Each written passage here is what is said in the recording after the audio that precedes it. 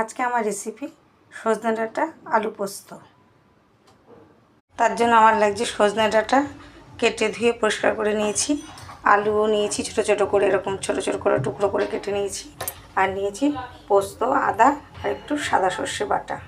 কড়াইতে আমি সর্ষের তেল দিয়ে দিয়েছি, তেলটা গরম হয়ে গেছে। এখন আমি ফোড়ন দেবো, 5 ফোড়ন, একটা শুকনো লঙ্কা আর দুটো তেজপাতা ফোড়ন দিলাম। ফোড়নটা একটু ভাজা হবে।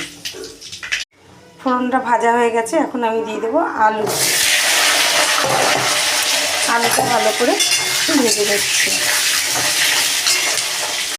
আলুটা ভাজা হয়ে গেছে, এবার আমি মশলার মধ্যে নুন, হলুদ, ধনে জিরে গুঁড়ো, একটু কাশ্মীরি লঙ্কার গুঁড়ো দিলাম, দিয়ে ভালো করে মশলাটা মিশিয়ে নিচ্ছি। এবার দিয়ে দেবো সর্ষে আর পোস্ত বাটাটা দিয়ে দিলাম,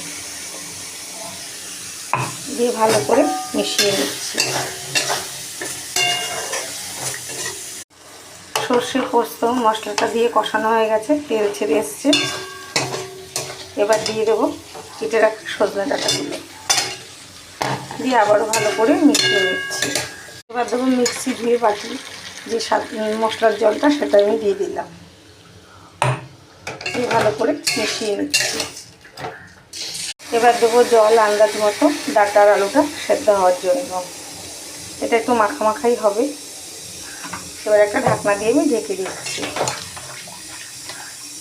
এবার ঢাকনাটা তুলে দেখবো আলু আর ডাঁটাটা কীরকম সেদ্ধ হয়েছে।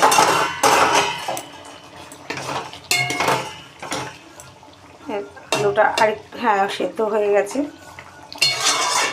এবার একটু ঝোলটা একটু মাখা মাখা হবে। এবার দেবো 1 চামচের মতো মিষ্টি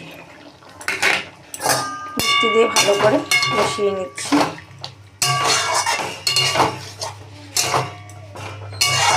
এবার আরেকটু ঢাকা দেবো। সজনে ডাঁটা আলু পোস্ত তরকারিটা হয়ে গেছে, আমি নামিয়ে নিচ্ছি। এবার সজনে ডাঁটা আলু পোস্ত তরকারিটা হয়ে গেছে। আমি যেভাবে করেছি আপনারা সেইভাবে করে খেয়ে দেখবেন, ভালো লাগবে। আর ভালো লাগলে আমাকে বেশি বেশি করে শেয়ার, লাইক, কমেন্ট করবেন।